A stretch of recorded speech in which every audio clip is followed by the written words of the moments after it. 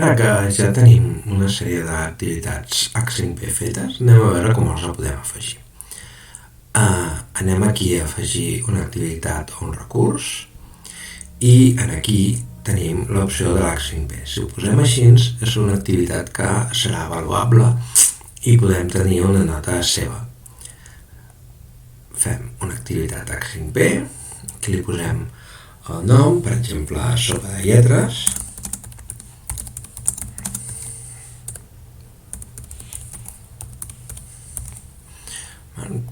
aquí doncs completa la sopa de lletres, i aquí ens demana que afegim el paquet. Aquí afegim, aquí anirem a banc de contingut i aquí tenim la sopa de lletres de perruqueria. Selecciona aquest fitxer i ens l'afegeix. Això ho fem així perquè també podríem agafar i fer activitats H5P de manera externa al Moodle i incorporar-les aquí com un fitxer. D'acord? Aquí hi ha tota la sèrie d'opcions habituals del Moodle i al desem ja tenim aquí aquesta activitat. Que si obrim, doncs ens obre aquella sopa de lletres que havíem fet. Si no ho volem incorporar com a una activitat individual i ho volem incorporar dins d'un contingut, ho podem posar, per exemple, enmig d'un text. Seríem, imaginem que ho fem una pàgina, no? Una pàgina HTML, com havíem fet en moments, d'acord?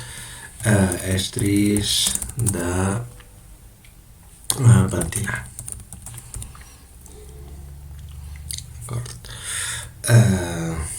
Explicació d'estris de perruqueria. D'acord? Aquí podríem posar un text que tinguéssim relacionat. Jo copio un text amb les definicions que hem fet abans i aquí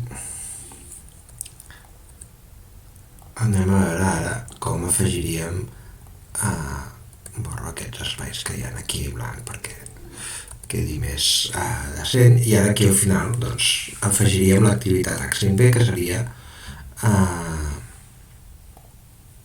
per reforçar l'explicació aquesta. Seria exactament el mateix, l'únic que tenim aquí, en aquesta barra d'eines, que volem una activitat H5P, d'acord? Aquí li hem de posar l'adreça o carregar el fitxer, naveguem per repositoris i fem exactament el mateix.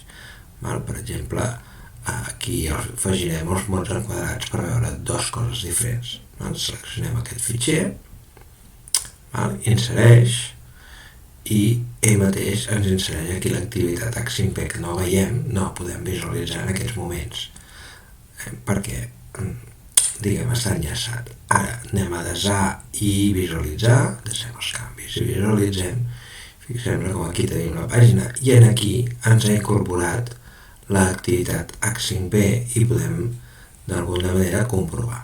La diferència és que aquí si la fem no ens afegirà les notes a dins del nostre quadern de notes del nostre curs. Fins aquí en com s'afegeixen les activitats H5P a Moodle.